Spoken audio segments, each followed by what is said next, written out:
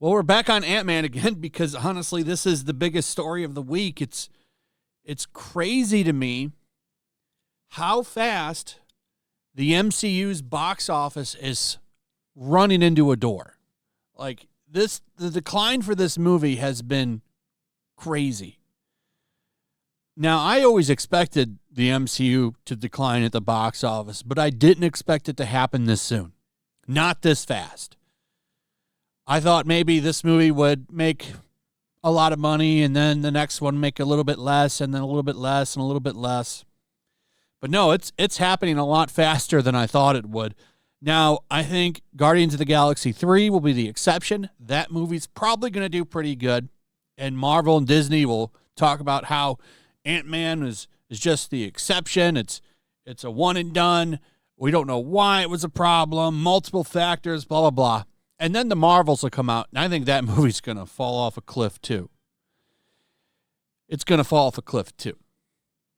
Keep in mind, also, this is one of the few times that a Marvel movie was allowed back into China. It's not doing good there either. It's doing really bad there, actually.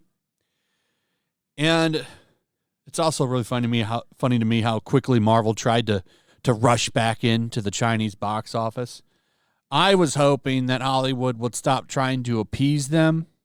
Top Gun and No Way Home decided to give China the finger and did tremendously well at the box office. But broke-ass Hollywood is going to broke-ass, and they, of course, are so desperate for every penny that they can make.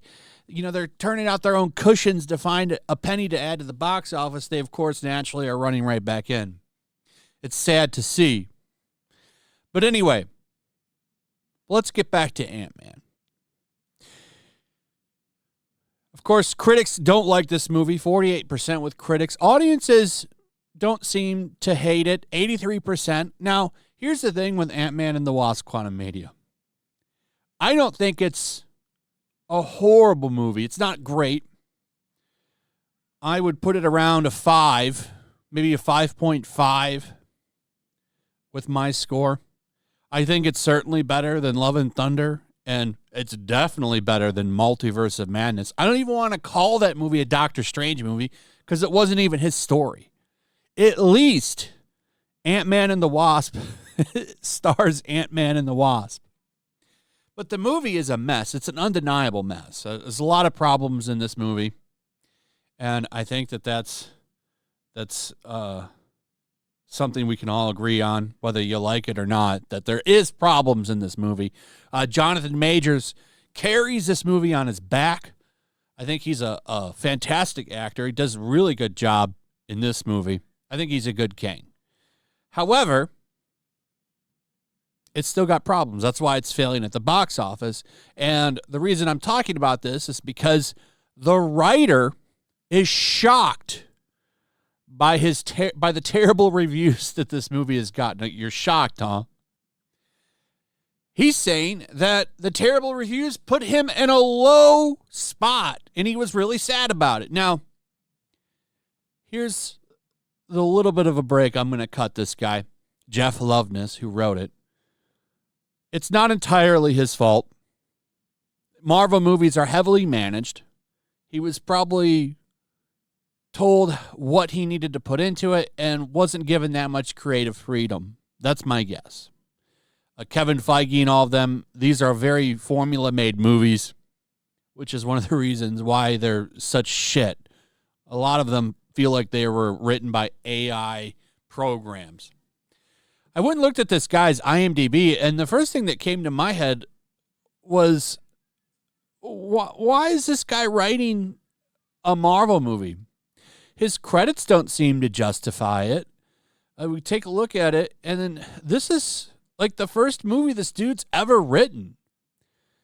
Here are his credits: Ant-Man and the Wasp, 2023, right? But before that, he was writing Rick and Morty, Miracle Workers, Stock, which is a short, the Oscars, special material for the Oscars, the Emmys, Jimmy Kimmel Live, another short,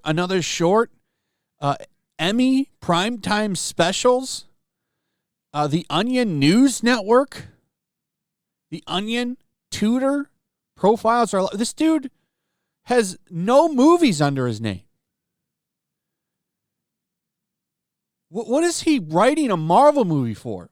He wrote Jimmy Kimmel stuff. And all of a sudden, here you go. We want you to write Antman and the Wasp. What was wrong with the writers of the first two? This is the shit I don't get. Is it just because maybe he's cheap? Was he cheap? Is that why? This is confusing to me. I don't quite understand why someone like this is brought up to write for a Marvel movie with these kinds of credits. This is another problem with Marvel, is they bring in a lot of nobodies to do their shit now, and it shows.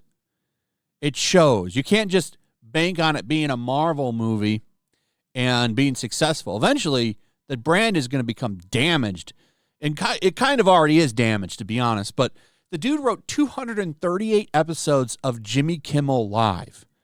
That's his crowning achievement. But hey, wow, I really enjoyed that Jimmy Kimmel sketch. You're the guy to write our $1 million movie. Well, hundreds of $1 million movies, whatever. It's just, this seems ridiculous to me. But he's in here saying he's shocked.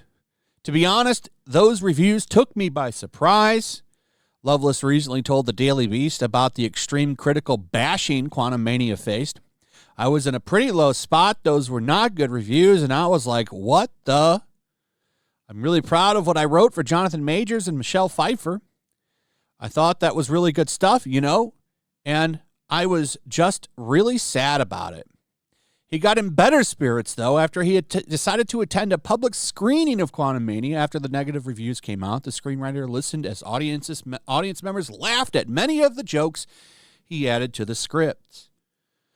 That's not what makes a Marvel movie good. The jokes. This is another problem that Marvel has. They want to make these movies comedies and shit. It's just it's not what people are looking for. Praises MODOK too. I'm like, yeah, I'm right. MODOK is great. No, he wasn't. MODOK was the worst part of the movie. That CGI was awful. More the CGI's fault and the execution, I think, than his fault, though. I got to be honest. I think that hurt it a lot. So he says, I'm pretty happy with it overall, and I think I learned how to take a punch this week, and now that I learned that it's not too bad, I can just go on with making things. Well, no, not really. Your movie has fallen off of a cliff at the box office. If it was that good, people would go see it multiple times like they used to do for Marvel movies. Anyway, that's pretty much it. Let me know what you guys think about all of this. I'd like to hear from you. Also, if you would please like, subscribe, share the video. Make sure you're still subscribed. Hit that notification bell. Check out my Rumble and Locals, and I'll see you on the next one. Peace. Make sure to check out my Locals. There's a link in the description. It's a fun community that I'm trying to build over here.